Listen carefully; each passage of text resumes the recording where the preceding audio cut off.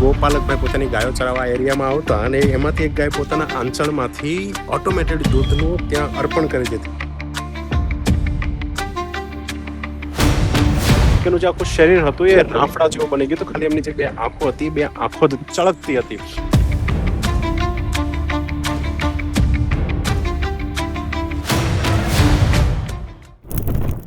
Hello, કેમ છો?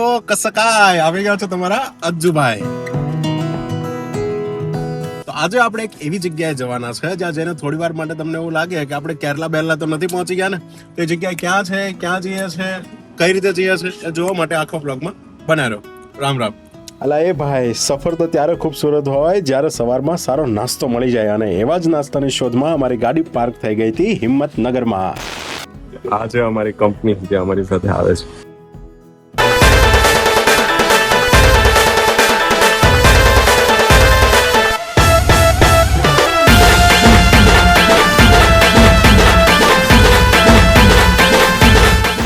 મસ્ત મજાના ગાંઠિયા ખાઈને અમારી સવારી નીકળી ગઈ છે મંજિલ તરફ, અને જ્યાં સુધી મંજિલ ના પહોંચે ત્યાં સુધી તમે આ મસ્ત મજાનો વ્યૂ નિહાળો.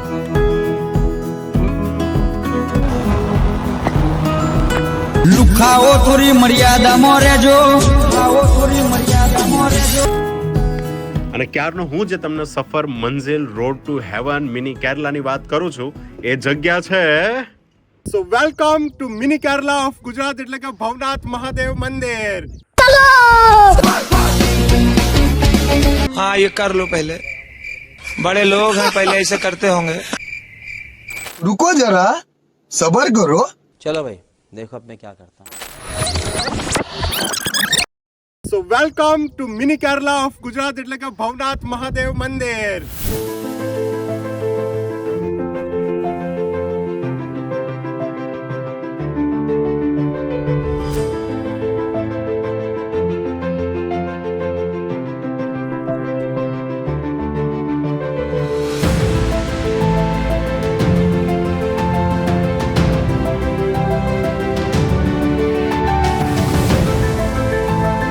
આ મંદિરના નિર્માણ પાછળ કંઈક લોકવાયકા એવી છે કે એક ગોપાલકભાઈ પોતાની ગાયો ચરાવવા એરિયામાં આવતા અને એમાંથી એક ગાય પોતાના આંચળમાંથી ઓટોમેટેડ દૂધનું ત્યાં અર્પણ કરી દેતી, ને થોડાક સમય પછી એ જ જગ્યા ઉપર એક શિવલિંગ પ્રગટ થયું હતું, અને ત્યાં હાલમાં આ મંદિર છે. તો આ મંદિરનો મહિમા કંઈક અલગ જ છે. અને અહીંયા બાજુમાં એક ભૃગુકુંડ પણ છે, ત્યાં તમને લઈ જાઉં.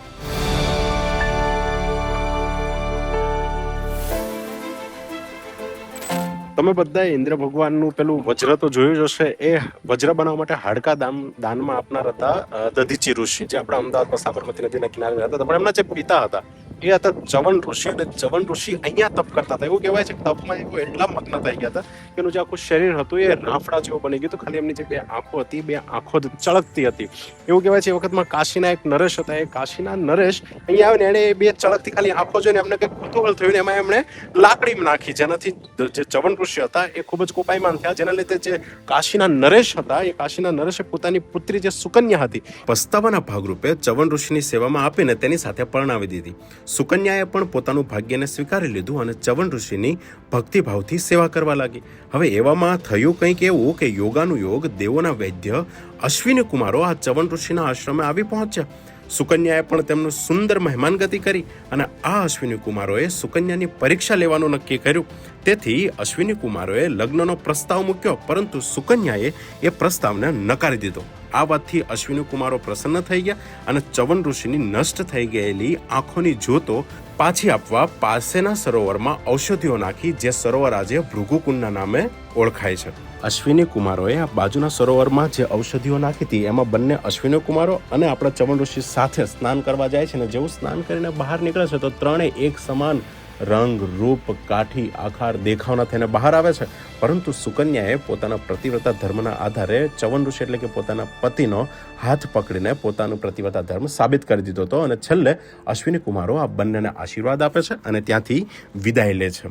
આજે પણ એવું કહેવાય છે કે આ ભૃગુકુંડમાં જો કોઈ વ્યક્તિ સ્નાન કરે અથવા તો એની માટી શરીર પર લગાડીને સ્નાન કરે તો એના શરીરમાં રહેલા રક્તપિત્ત, કરોળિયા, કોઢ જેવી બીમારીઓ દૂર થાય છે. એટલે આ કુંડનો મહિમા કંઈક અલગ છે. અને આખી જે આ કથા છે એ કથા શ્રીમદ ભાગવતના 9મા સ્કંદના 3જા અધ્યાયમાં પણ છે. અને આપણા બધાની આદતો તો તમને ખબર જ છે, તમે હોય કે હું, આ કુંડની આપણે શું હાલત બનાવી છે એ તો તમે અહીંયા આવીને જોઈ શકો છો.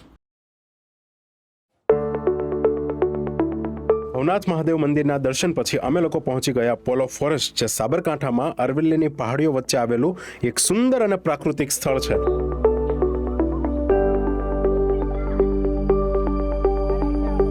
જો તમે અહીં જાઓ છો તો શરણેશ્વર મહાદેવ મંદિર, જૈન દેરાસર, હરણાવ નદી અને વણજ ડેમની મુલાકાત લેવાનું ભૂલતા નહીં.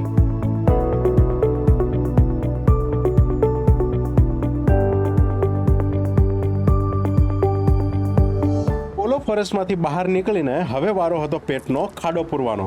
તો તમને આ હોટલ ક્યાંય પણ દેખાય તો એમાં ન જતા મુઠ્ઠી વાળીને દોડવા જ મળજો, જેટલું દૂર જઈ શકાય એટલું.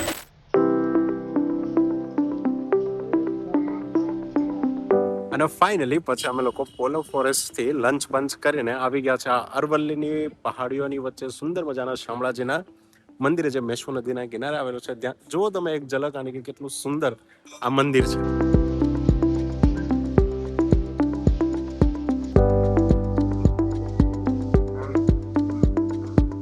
અને અહીંયા દર વર્ષે કારતક સુદ 11 પૂનમમાં મેળો યોજાય છે. અને આ મેળો તેના સુપ્રસિદ્ધ લોકગીત માટે જાણો છો. પેલું ગીત તો તમે સાંભળ્યું જ હશે ને, શામળાજીના મેળે.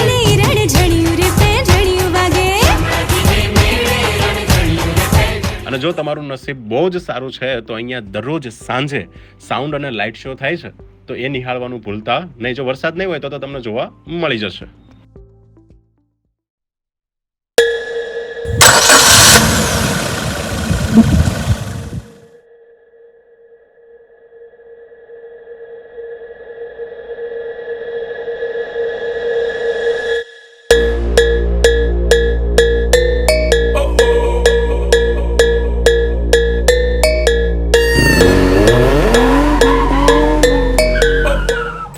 જો તમે શામળાજી જાઓ છો તો ત્યાં હરિશ્ચંદ્રની ચોરી તથા દેવની મોરી અને મેશ્વો ડેમ નજીકમાં જ છે, તો તે વિઝિટ કરવાનું ભૂલતા નહીં.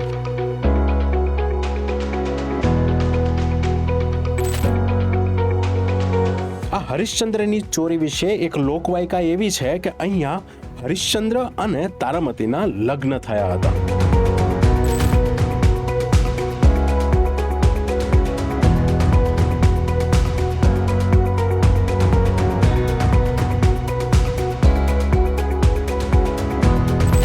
ઘણા બધા મિત્રોનું કેવું હતું કે તમે શામળાજી જાઓ છો તો તમે દાળ બાટી ખાતા હોજો, હિંમતનગરમાં દાળ બાટી ખાતા હોજો. એક બે નામ ઘણા બધા મિત્રોએ સજેસ્ટ કર્યા હતા. એમાંનું એક હતું આપણું આયરું હરિયાણા દાલ બાટીને અમારું આ ટ્રીપનું છેલ્લું પોઈન્ટ. એટલે કહી દે તમે લોકો ચેનલને સબસ્ક્રાઇબ નથી કરતા તો લાઈક કરી દેજો, સબસ્ક્રાઇબ કરી દેજો અને વિડીયોને શેર કરી દેજો. કહી દો કુકુર.